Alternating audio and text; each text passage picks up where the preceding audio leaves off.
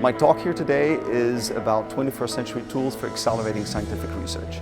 My talk is about what they call the science of science. It's using scientific methods to study scientific communication. And society invests a lot of money, a lot of resources into our scientific enterprise, but we have very little data about how ideas are formed, how they propagate through the scientific community, and how we could possibly leverage what we can learn from models that describe how information travels through the society to increase outcomes.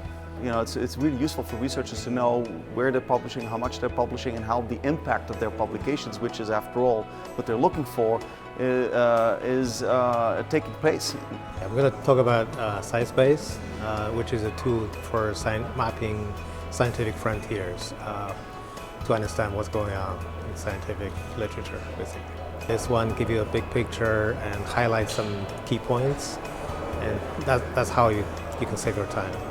This will be a tool that can help people so they can focus on more important things rather than go through the papers and reading them. My talk today is about amplifying the scientific impact of large scientific user facilities such as those constructed and operated by the Department of Energy.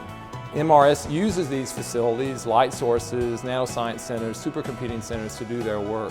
They're expensive, they're large, they're complicated to maintain, and so the community has an interest in making sure that, one, we get the most out of these facilities, and two, that they're well supported by policymakers. There's a lot of scientists here that are working with very large data that are faced with challenges in respect to how they communicate their findings, how they deal with open access, how they deal with publishing the results and ensuring that they have the societal and scientific impact that they're looking for.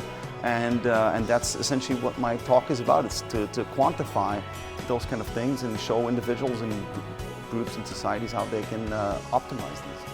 The reason this is important for MRS to hold a meeting such as this is that it's a wonderful venue for many scientists to come here and hear about what we're doing and understand why it's important to get the most out of their research outcomes.